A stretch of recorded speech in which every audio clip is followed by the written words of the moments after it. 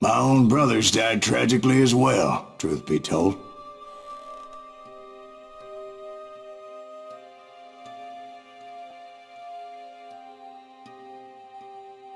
It was 1868, and me and my older brothers were pulling a tidy profit running cattle into Juarez, Mexico.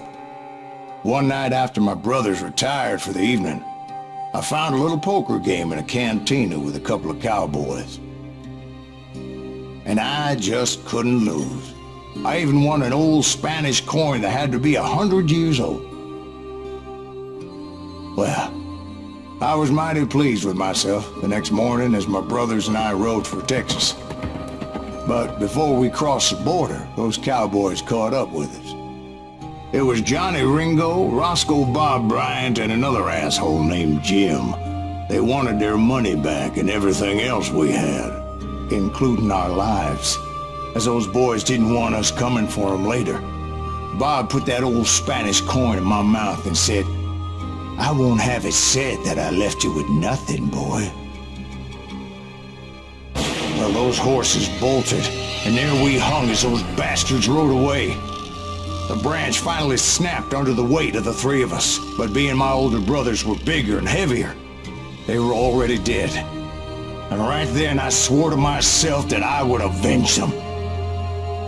Ringo you know about.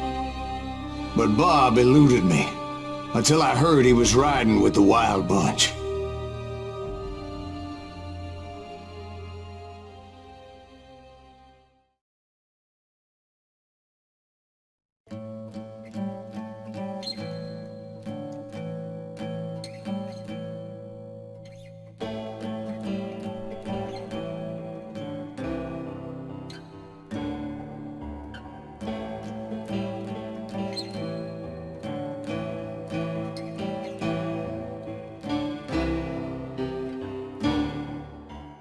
I'd been on their trail for months, ever since they left their hideout in the Bighorn Mountains. Led by Butch Cassidy, they were a loose association of outlaws who robbed banks and trains from Colorado to Montana. Among them was the Sundance Kid, and that murderous hombre I was tracking, Roscoe Bob Bryant. Were you a part of that giant Pinkerton posse after the Wild Bunch? No, boy. A circus like that would have slowed me down. Besides, I wanted Bryant all to myself.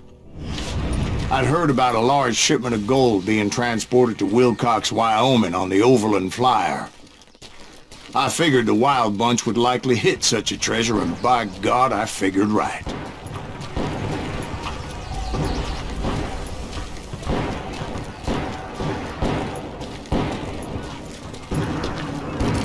They blew the bridge with the intention of forcing the train to stop. Well, I assumed the Wild Bunch was likely in the still intact part of the train high above, so I had no choice but to make my way up through the passenger cars dangling down.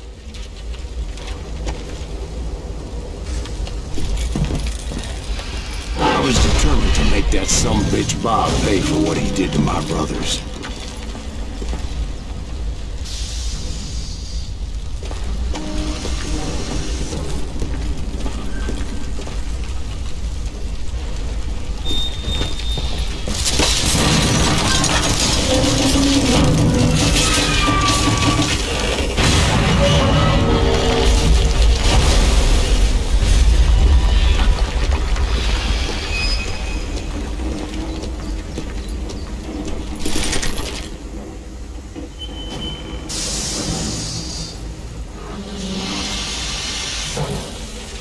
I found the device they used to blow the tracks, so I knew I was headed in the right direction.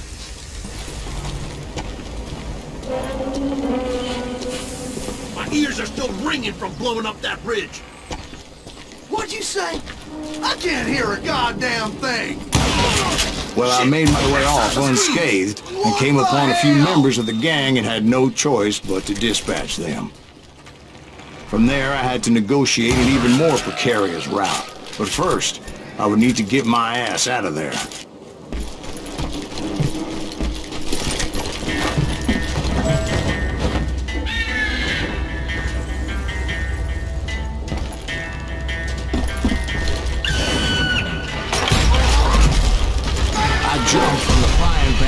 to the fire as the train was clearly fixing to fall. I had found the gang, but in order to find old Bob, I needed to fight my way forward past a whole passel of desperados.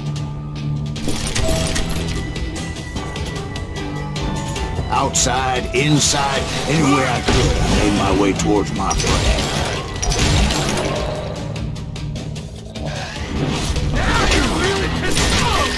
Well, what about the passengers? It was mostly a freight train, as I recall. There were no passengers aboard that day.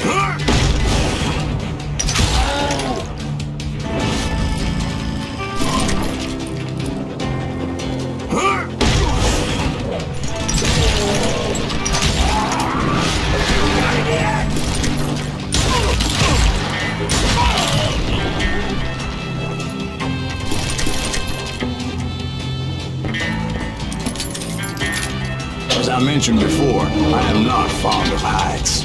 But I was too busy dodging bullets to worry about falling to my death. Odds were I was likely to die that day anyway. So I was determined to take down as many of those bastards as I could.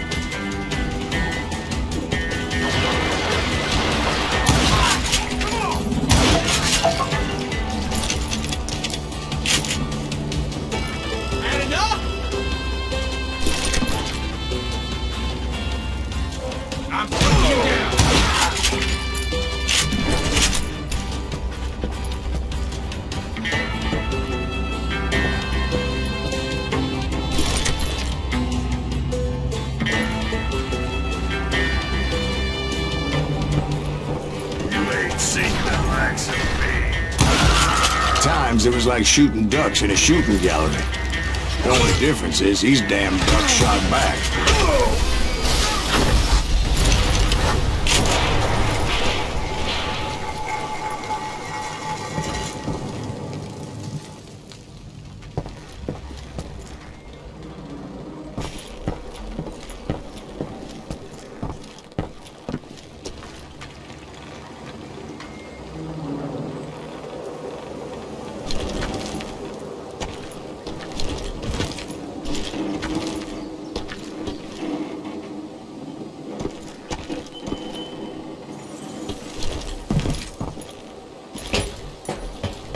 I kept hoping the law would show up and give me a You mean hand. like that giant Pinkerton posse that I read about? Did they come riding in, guns a-blazing to help?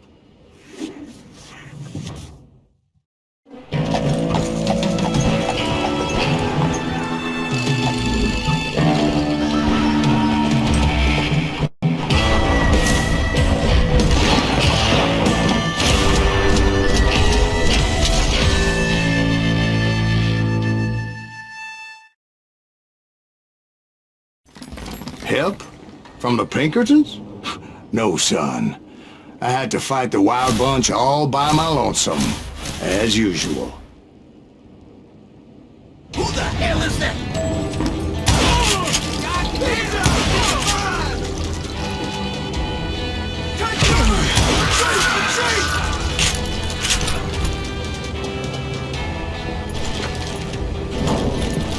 He's killing everybody else that cover. They'll kill us all! Damn you! You ready for a belly?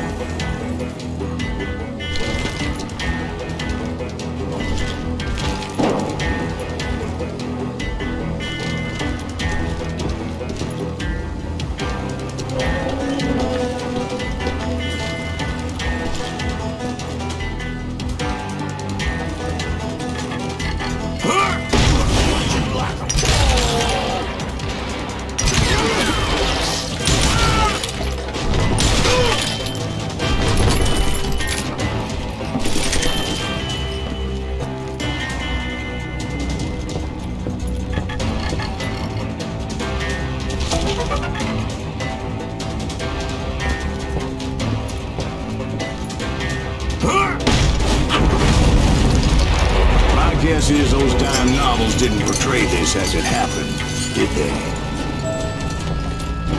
Only a few stragglers were left. I had to cut them down pronto if I was going to stay on old Bob's trail.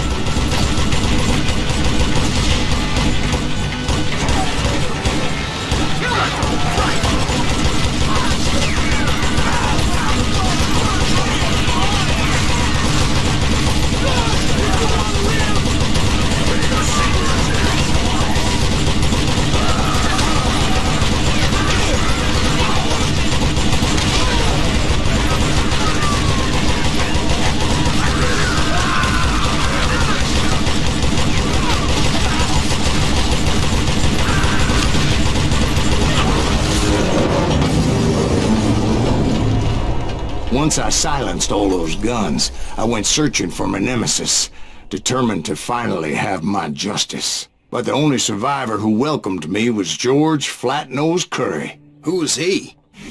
The fastest gun in the gang. Right after Sundance, I mean. And Kid Curry, and maybe Elsie Lay. Though some folks might dispute that.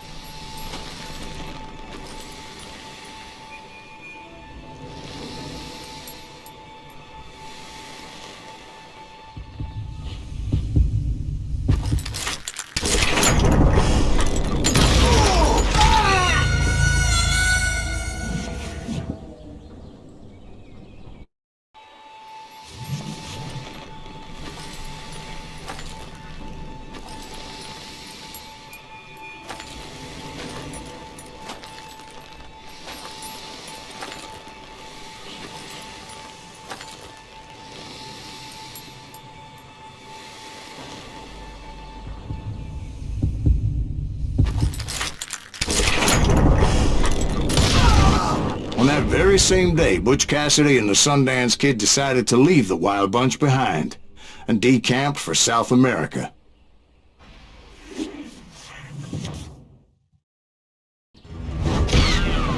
They ended up living down there for many years, but I'm sure you already know all about that.